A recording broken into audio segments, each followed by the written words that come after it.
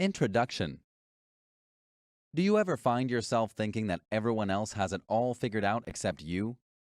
Well, Rachel Hollis is here to tell you that it's all lies. Everything you see on social media or in the media is just smoke and mirrors, and everyone struggles just like you. Nobody has everything figured out, and we're all just trying our best. Rachel wants you to know that you do not have to settle. You don't have to continue thinking that you aren't good enough. Instead, you can accomplish your goals and follow your dreams. As the founder of the lifestyle website thecheicsite.com, Rachel has become the CEO of her own company and built an online community of women who she motivates through sharing tips for better living. Now she wants to add you to her tight community of strong, powerful women and share the lies and misconceptions we tell ourselves that hold us back from living a joyful, productive life. She tells the cold, hard truth and doesn't sugarcoat it. By telling stories about her life, she explains how you can live the life you were meant to and provides tips at the end of each chapter to help you get there. Chapter 1. The Lie. Something else will make me happy. When scrolling social media, we see pictures of people that live a glamorous life. Celebrities, influencers, maybe even our friends and family. People going on extravagant vacations, attending exclusive parties, and we envy them. Rachel Hollis is here to tell you that no one's life is that glamorous. Even celebrities deal with the ups and downs of life and struggle in more ways than one. For instance, Rachel begins by telling the story of wetting her pants. When jumping on the trampoline with her boys, she was quickly reminded of the changes in her body after giving birth to 3 children. While bladder control used to come easily, after popping out 3 kids, control was no longer a luxury she used to enjoy. As she cleaned herself up, her Facebook status was updated with images of her testing fancy dresses for the Academy Awards. On the outside, it seemed her life was luxurious, and her husband had a job that allowed her to attend fancy events and get glammed up. However, no one knew how she was currently cleaning up her own urine while jumping on a trampoline. Social media, she realized, isn't an accurate representation of someone's life. No one posts the bad stuff, only the good. Rachel continues to explain that there's nothing glamorous about her life. As a wife, mother, friend, boss, and Christian, she messed up in each area just like every other human being.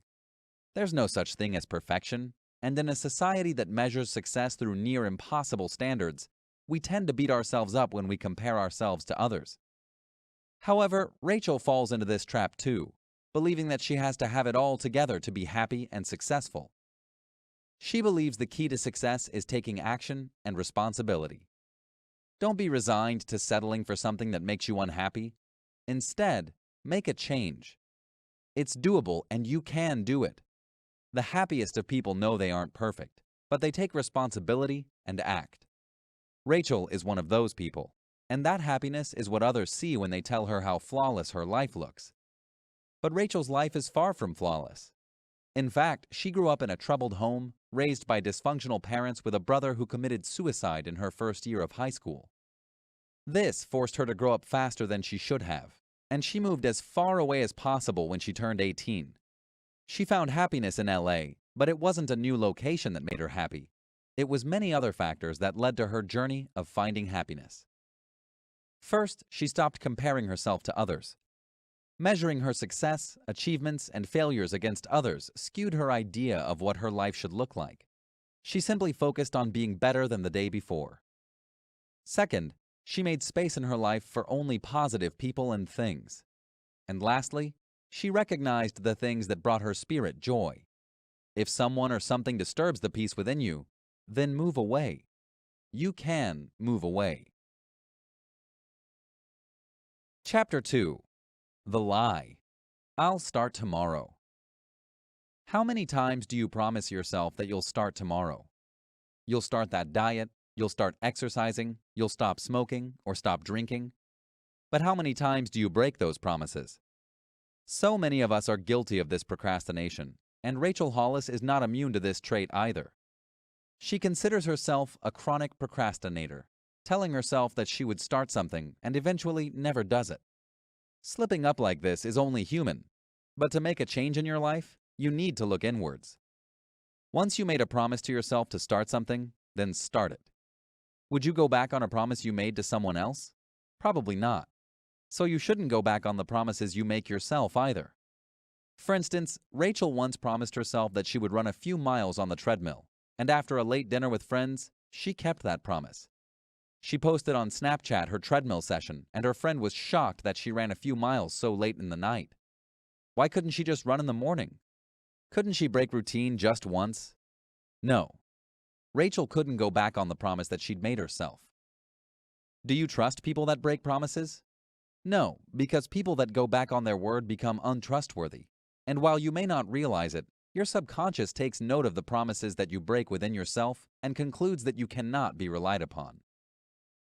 Your subconscious knows when you're all talk and no action. For example, had Rachel not been resolute in achieving her goals, she would still be addicted to Diet Coke today. Quitting Diet Coke was the first promise that she made herself. And once she was able to accomplish keeping that promise, keeping every other promise to herself became easier. Eventually, Rachel promised herself that she would run a marathon and write a novel. While those promises seem near impossible to some people, it becomes easier to accomplish your big promises once you practice by accomplishing the smaller ones. And once you realize that keeping your promises is essential to accomplishing your goals, then you'll commit to fewer things. You'll commit to the things that bring you true happiness and give yourself to the things that truly matter to you. Start with the small things. Before committing to a diet, try drinking more water throughout the day. Set a goal of drinking water equivalent to half your body weight every day.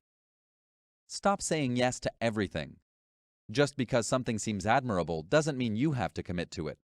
Save your yes for the things that you know you can do and are important to you.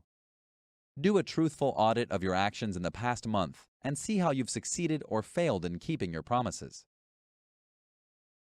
Chapter 3. The Lie.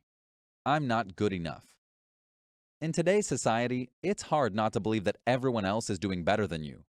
You resign yourself to thinking that you aren't good enough for that dream job, or that you aren't a good enough mom, wife, sister, or friend. But that's not true.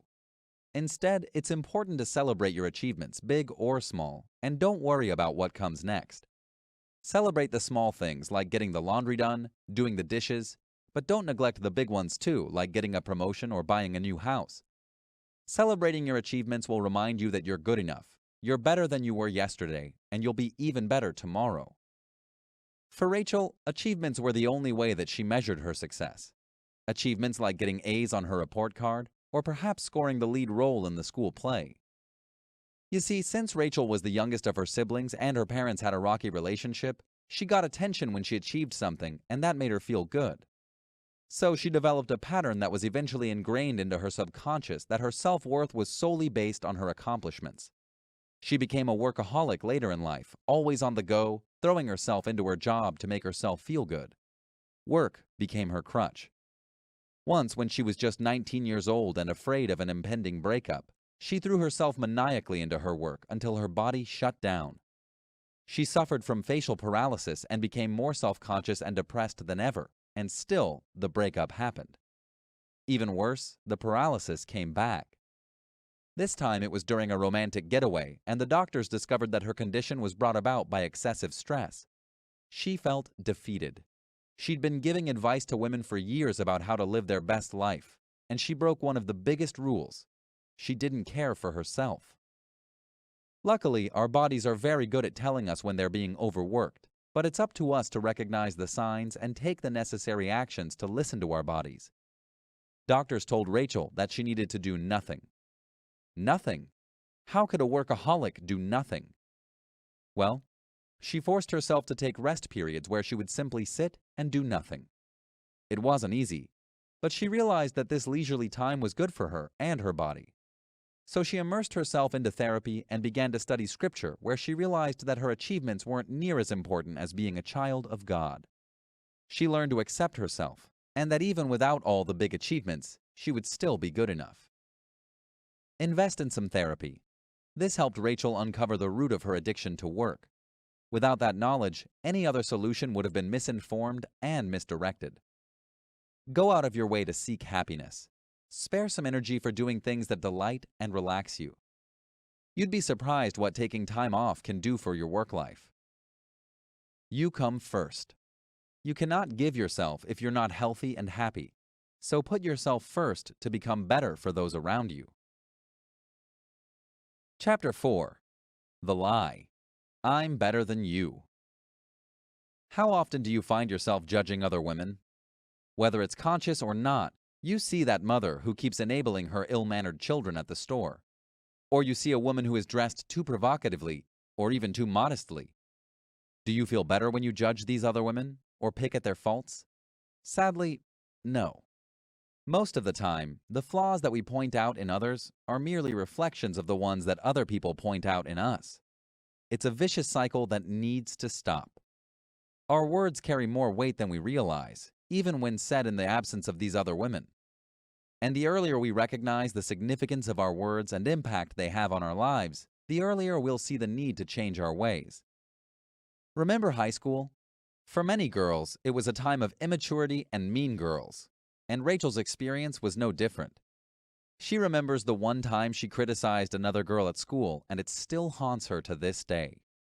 It haunts her because she was attacking a girl who shaved her toes, and Rachel was doing the same grooming habits. And while the situation is seemingly trivial, she realizes she was acting out of a place of insecurity. It's something all women do. In fact, condemning others almost comes instinctively amongst women. For instance, Rachel tells the story of the time she was recently on an airplane with an incredibly boisterous child who just wouldn't behave. She found herself judging the mother for not controlling her child and making the flight more comfortable for those around her. When she finally came to her senses, she realized she could come up with a million reasons as to why that child wasn't behaving properly. She wasn't in that mother's shoes. Perhaps they'd been traveling for over 24 hours, or maybe they'd just experienced a death in the family. Or what if the child suffers from a disability? Rachel didn't know the circumstances and found it unfair that she was criticizing this mother on the sole basis that her child wasn't behaving the way her children would behave. Judging others keeps us from building one another up when we need each other most.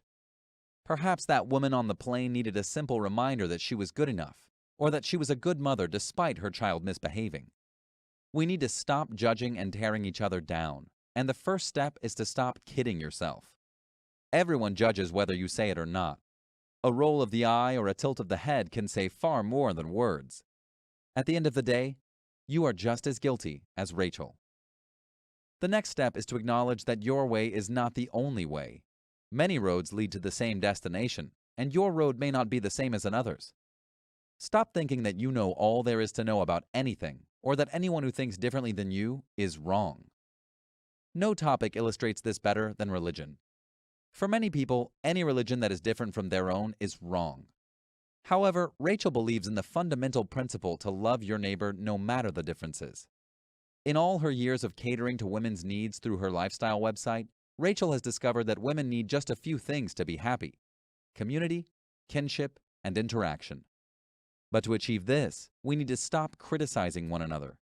Instead of pointing out our apparent differences, we need to start finding common ground and focusing on that. For instance, that woman on the plane? Rachel's a mother. She understands that sometimes kids just don't listen. She found that common ground and stopped criticizing. Focus on the individual. Move past fashion, religion, and judgments. Surround yourself with the right crowd. Surround yourself with people who focus on building you up rather than tearing you down. Watch yourself. Stay conscious of your reactions towards other people and check yourself when you begin to stray into negative thoughts. Find something good and focus on that. Get to the root of the matter. Find out the real reason you feel the need to tear others down. Usually, your own insecurities are lurking behind those cruel words. Chapter 5. The Lie. Loving him is enough for me. Falling in love is exciting. At a young age, it can seem as if nothing else in the world matters. And for Rachel, she experienced love at the young age of 19. She fell fast and hard, but with the wrong man. She was so naive and inexperienced, she didn't know the warning signs and what to expect in a relationship. Becoming so infatuated with him, she didn't even notice when he spent their entire first date talking about himself. Her young age was an issue, but she didn't care. She already saw herself marrying this man, and she refused to believe anything would stop her from doing so. Unfortunately, the relationship was one-sided, and Rachel experienced an unrequited love that many women can relate to. She continued to make excuses for his actions, and for an entire year, she found herself catering to his every need. Putting him first, she forgot to focus on herself and her happiness. She wishes she could go back and tell that insecure girl exactly what she deserves. But she learned from her relationship and wants to tell you that you can learn too. Be truthful with yourself. Know your worth. Don't hesitate to walk away from an unhealthy relationship. You are not alone. Many women find themselves in unhealthy, unhappy relationships every day. And if you're one of those women, then it's up to you. Will you continue accepting less because you love someone, or will you stand up and fight for your self-respect? Get a listening ear. It's easy to become blind in love or look at your relationship in rose-tinted glasses. Find a friend that isn't afraid to tell you the truth and tell you how your relationship looks from an outsider looking in. Be informed. Inform yourself about the signs of unhealthy or abusive relationships. Take the outsider's point of view. Imagine narrating every detail of your relationship to an outsider. If you imagine their thoughts won't be, "What a healthy relationship," then you should reevaluate and take a deep look at your relationship. Chapter 6. The Lie. No is the final answer. Throughout your life, you'll inevitably experience rejection. You'll undoubtedly have people tell you that your dreams are too big or that you're too naive.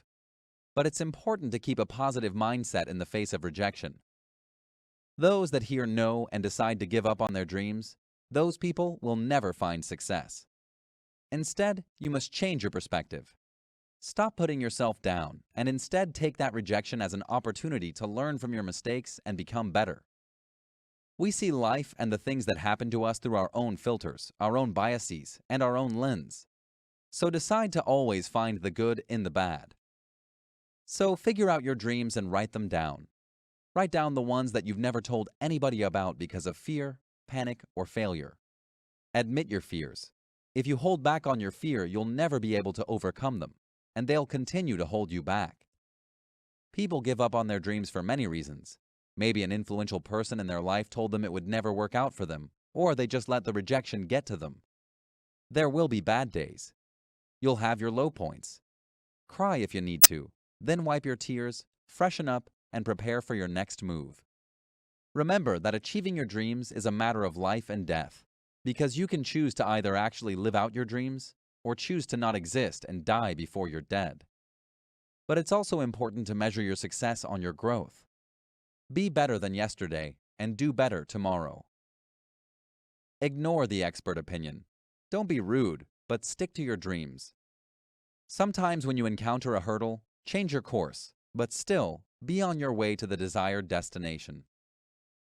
Be specific about your goals. Write them down and hang them where you can see them every day. Chapter 7. The Lies. I don't know how to be a good mom, and I'm not a good mom. Life becomes hectic, especially when you bring a new child into the world. With all of the media surrounding parenthood, it's easy to think that you're not doing it right, that you're a failure. No one tells you about the realities of bringing a new baby home, the resentment you feel, the disconnection. It can quickly become a dark place for any new mom. You may even become so worried about making a mistake that you forget to enjoy the small things like witnessing your baby smile or laugh. Don't try to live up to the expectations you see in the media or advertisements. Just put your heart and effort into feeding your baby, cuddling your baby, make sure you change the wet diapers, and keeping the baby warm. That's it. It's not rocket science, but you can't neglect yourself either. Motherhood is hard, and you'll inevitably make mistakes, but do your best and let everything else fall into place. Eventually, your newborn will grow up and life will become even more chaotic as you try to balance raising kids with everyday life stresses like working and becoming involved in your children's lives. But it's important to remember that you can't please everyone. You'll only end up overworking and overextending yourself. And don't try to be perfect. Perfection is boring anyway. You'll inevitably question your parenting and become flooded with thoughts of not being good enough. But there's no right way to parent. What you do is best for you. Don't get caught up in trying to do what everyone else is doing if it won't work for you. It's okay to have different parenting styles.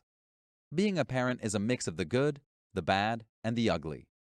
But the end goal is to care about your kids and yourself. Take a break.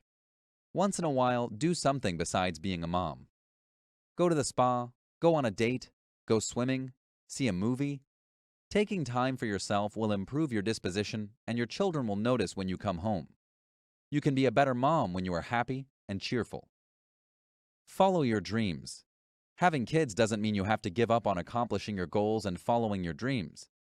Don't struggle with your decisions as a mom because it doesn't look like what everyone else is doing. Do your best, please your kids, make your kids happy, and do the small things they want, like doing their hair or singing them a special song before bedtime. Figure out the moments that make you think, I'm a proud mom, and I love my kids, and do those things often. The beauty of parenthood is that there are no hard and fast rules for being a mom.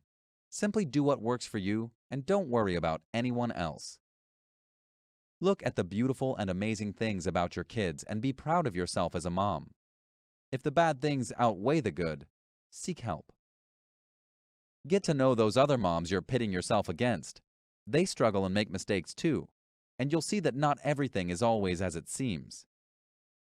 Don't spend all the time working or being on your laptop or phone. Give your children piggyback rides, build Lego castles with them, make baby faces at them. Chapter 8. The Lie. I should be further along by now.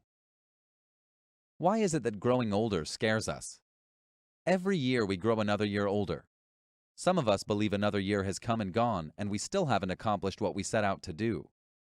We create bucket lists and milestones, and we become defeated when we don't do everything on them, and life seems too short to get everything done. But that's a lie. It's never too late to do anything as long as you're still breathing. Instead, begin thinking about the presence of the little things you have and stop focusing on the absence of the things you haven't done. Rather than feel sad because you haven't achieved enough, put your time and effort into what you have right now and watch it bloom, grow, and flourish. Trust the process and cherish it. Trust that everything will fall into place, and remember that you are only one person. You can't do everything. Most times, the greatest and most amazing things that happen to us will never be on our bucket lists. They're the things that come along because you did your best and trusted the process. So calm down. Be happy with the things you've achieved and don't dwell on the things you haven't. You are exactly where you're meant to be, and you'll end up exactly where you're supposed to go. Appreciate yourself and come up with a list of the things you've achieved, even the littlest things. It helps your psyche and shows you that you can achieve even more. Make sure you talk to someone. A burden shared is a burden halved. Set goals, but do not attach unrealistic deadlines to them. Chapter 9. The Lie. I am defined by my weight. In a social media-obsessed society, it's easy to become concerned about your looks and your weight. Most women struggle with something they don't like about themselves, but you can't let your weight define you. Your weight doesn't characterize you as a person. However, you only have one body, so you need to treat it right. Should you love yourself for who you are? Yes. Are you an amazing person as you are? Yes. But your body is a gift, and you need to treat it as such. If you really want to love and appreciate your body, you simply have to start taking care of it. Staying healthy isn't hard. You need to find a workout routine and a diet that works for you, and resist the urge to stress eat. At the end of the day, you don't have to be perfect. You don't have to be fat or thin. You just need to treat your body right and be healthy. Discard the negative thoughts and replace them with positive ones. Here are some tips to help you shift your mindset. Filter your social media. Start scrolling and identifying posts and pages that either make you feel confident or self-conscious. Those that make you feel self-conscious, unfollow them and hide those posts. Focus only on building yourself up, and avoid following Instagram models that promote impossible beauty standards. Prepare. Whether it's preparing healthy snacks to keep in the fridge throughout the week or setting out your exercise clothes at night before an early morning workout, prepare, prepare, prepare. Chapter 10. The Lie. There's only one right way to be. Everyone comes from different backgrounds, right? Life would be a boring place if we were all the same. Rachel herself grew up in a white, conservative, and religious small town in Southern California, so she was mainly sheltered from people that were different from her. It wasn't until she took a trip to Disneyland that she realized how sheltered she truly was. She experienced seeing men holding hands, people with tattoos, and people that were vastly different from her. She loved it. She's since realized the importance of embracing the differences in each culture, color, and religion. If you don't acknowledge people's differences, then you'll miss out on all the wonderful things each person has to offer. Life would be too boring or ordinary if you only surrounded yourself with people that are just like you. By embracing friends of color, Rachel has opened herself up to new experiences and new perspectives of the world. She realizes how people of color struggle in different ways than she does, often having to look at herself deeply and remove any biases and stereotypes that she once harbored. Had Rachel never stepped outside of the bubble in which she grew up, she would have missed out on important exercises and never learned to embrace the differences everyone has to offer. Look at who you surround yourself with. Could you benefit from adding diversity to your life? Open yourself up to change. Switch churches, change your community, and embrace people who are different from you. You do not have to change your value system. The point is to avoid living life surrounded by people who look and think like you. Embrace change. Final summary. Rachel Hollis reminds readers that you only have one life, so live it the best way you can. We've all fallen into the trap of thinking that life is good enough. You settle for that job because it's comfortable, and you put your dreams on hold. Stop settling. Stop believing that you don't deserve more. Stop thinking of the what-ifs and believing that you could be happier if you had a different house, car, or job. Take back control of your life and set out to follow your dreams. You have the power to change your way of thinking and change your life, but it's only up to you. This has been a summary of Girl, Wash Your Face by Rachel Hollis.